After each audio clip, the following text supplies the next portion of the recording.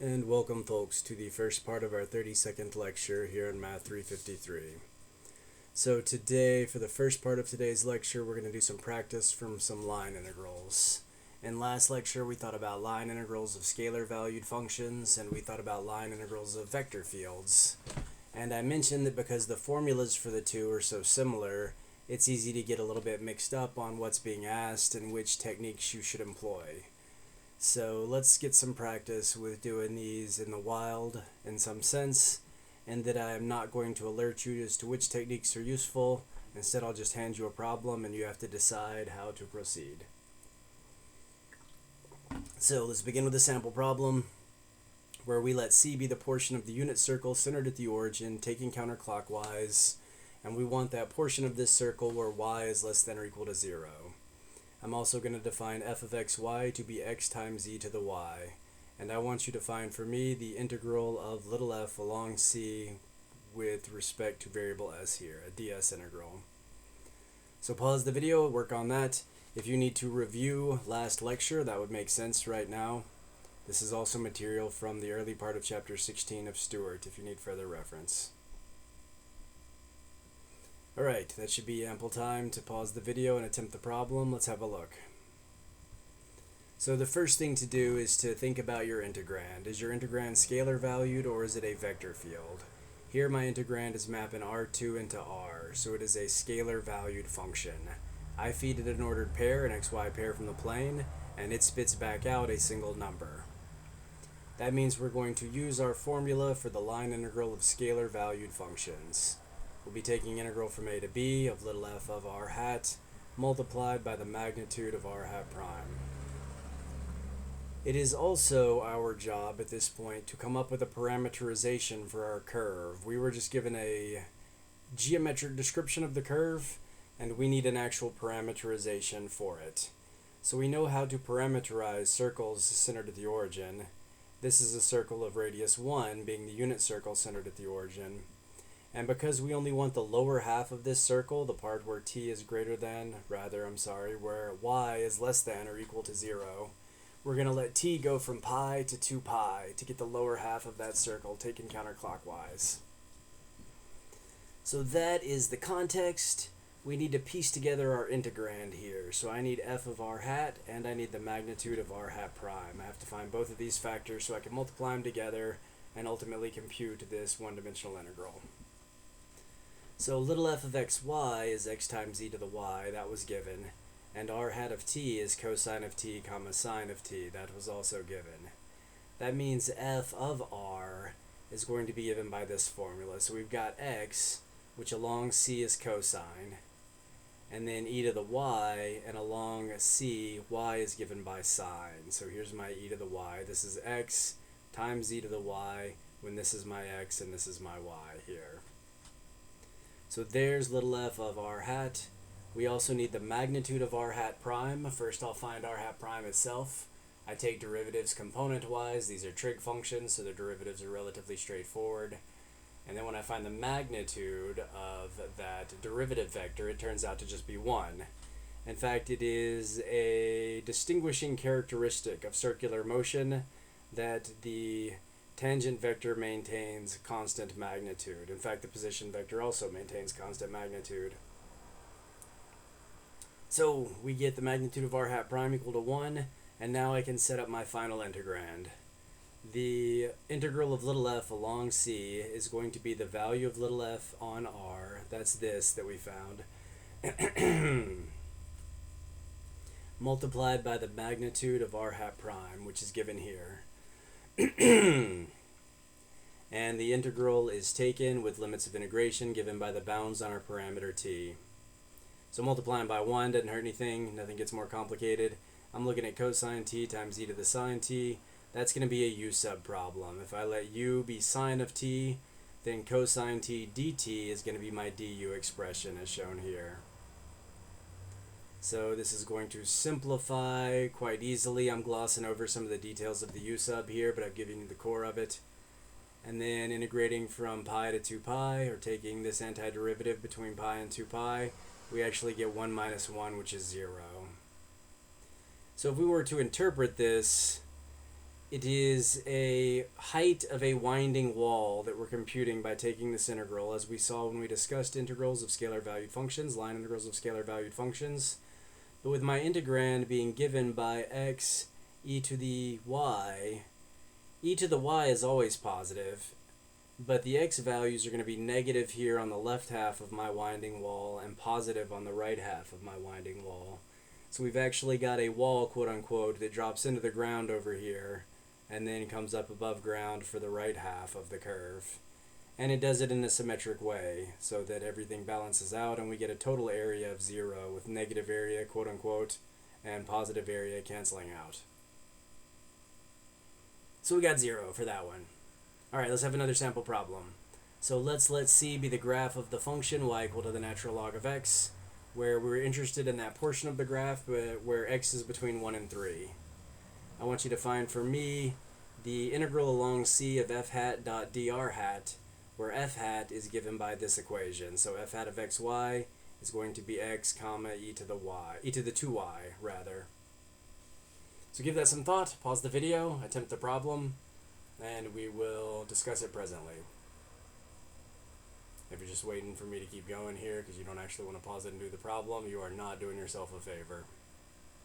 Alright, let's take a look at it. So here my integrand is a vector field. It takes in points in R2 and it spits out two-dimensional vectors. So it no longer spits out just numbers. Instead, it's spitting out two-dimensional vectors for me, and it is in fact a vector field. So we are going to use this formula, the formula for computing the line integral of a vector field along a smooth curve C. Our curve C was given as a portion of the graph of a function. Here's what that function looks like. If you want to parameterize some portion of the graph of a function y equal to f of x, you take your parameterization to be t comma f of t. Here my f is the natural log, and then the bounds of my parameter are exactly the bounds on x because my parameter is effectively x, just renamed. So again, we discussed this when we discussed the chapter 13 material several lectures ago for parameterizations of the graphs of common functions. But now I've determined that my integrand is a vector field, so which formula I'm going to use. I also have a parameterization for my curve. What's left is to piece together these different components of the integrand here. So I need f hat of r hat, I need r hat prime, and I need this dot product of f hat of r hat and r hat prime. That will be my ultimate integrand. So that's what we find next. F hat is x e to the 2y, and r hat is t natural log of t. So along my curve C, given by r hat, x is just t, and y is the natural log of t. So where I've got x, it becomes t, and where I've got e to the 2y, that's going to be e to the 2 natural log of t. That is my y value shown here. And now the natural logarithm has this special property where coefficients can become exponents to the input, and then the exponential and the natural log are inverse functions, so they mutually annihilate, and I'm left with my original t squared here. I had t squared, I plugged it into ln, I plugged whatever that output was into the exponential, and that always takes me back to the original input, t squared. So f of r hat looks like this, and that's generally somewhat comforting when semi-complicated expressions simplify in a way that was not necessarily expected. That tends to make you feel like you're likely on the right path here. Now let's find r hat prime. That's easy enough. Here's r hat. I can take the derivative. The derivative of the natural logarithm of t is 1 over t. And now I can find this dot product. So I'm dotting f of r hat given here and shown here, and r hat prime, which is here. And when I take that dot product, the dot product turns out to just be 2t. So if I'm integrating this vector field along this curve, I'm just integrating that dot product, which is 2t, as t goes from 1 to 3. And this is particularly simple at this point. So we've got a t squared from 1 to 3. 3 squared is 9, 1 squared is 1, and I get 8 for the difference. Alright, another sample problem here. Here's an f hat, x plus y plus cosine of x, comma 1. And c is a portion of a different graph this time. So we want the graph of y equal to the negative of cosine of x, where x is going to be between 0 and pi. Find for me the integral of f hat along c. And that should be enough time to pause the video and give that some thought. So let's have a look. So again here, f hat is a vector field. It's mapping R2 into R2, which is what I usually say, thinking about the input and the output dimensions. Excuse me.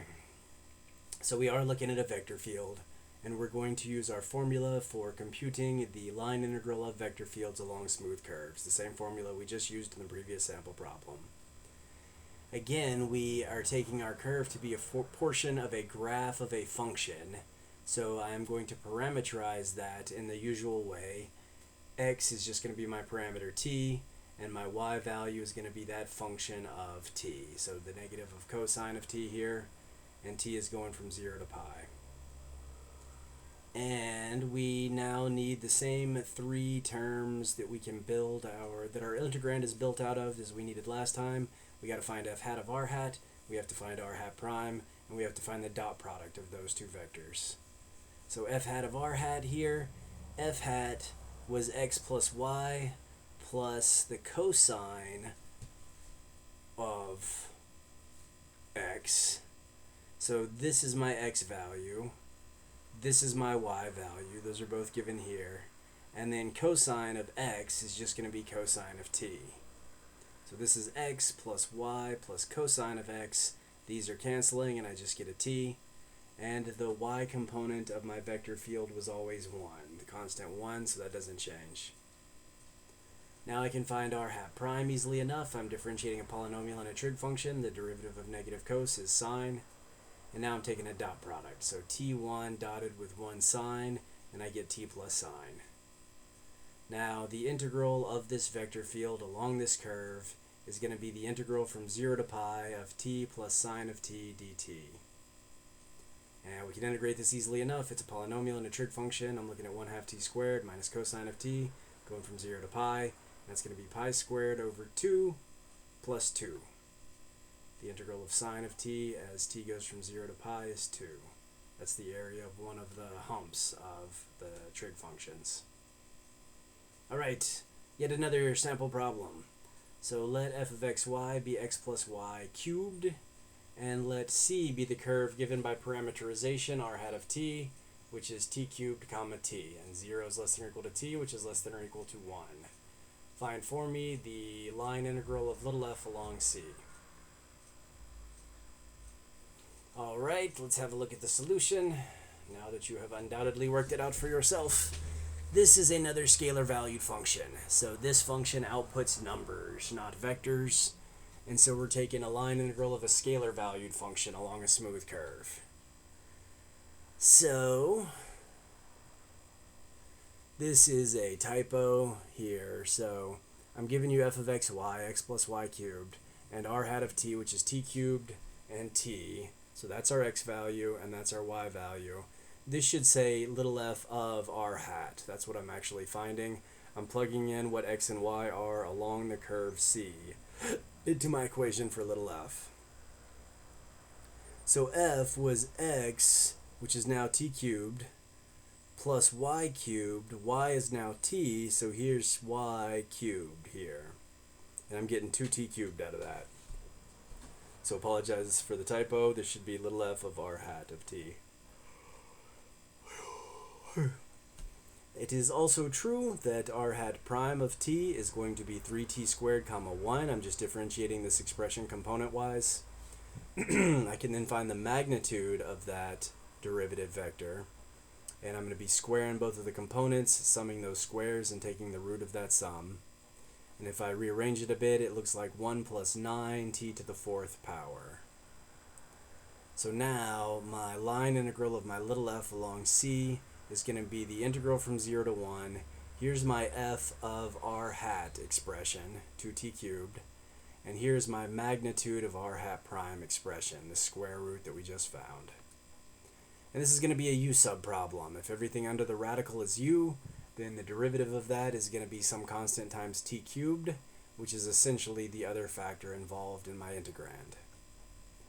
So here's the u sub. I got it wrong over here, started to get it wrong with the square root involved in u. U should just be the input to that square root, 1 plus 9t to the 4th. Then du is going to be 36t cubed, and I can solve, I can make this substitution. I end up with a 1 over 18. That's coming from the 2 over 36 that I would get here, solving for t cubed dt. So I've got a 1 over 18.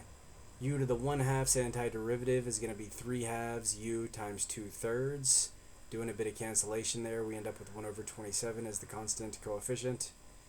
It's not u that's going from 0 to 1, it was t that was going from 0 to 1. So before I plug in 0 and 1, I'm going to revert to my original variable t. U is 1 plus 9t to the 4th, and that's now raised to the 3/2 power, and it's t that's going from 0 to 1. Now I can plug that in, and I'm going to have my 1 over 27 factor here. When I plug in t, I'm coming up with 10 to the 3/2. When I plug in 0, I'm coming up with 1 to the 3/2, which is just 1. So that is the answer. Alright, hopefully that was helpful to folks. As always, if you have any questions, feel free to let me know. I'll be happy to explain any of these further. Thank you.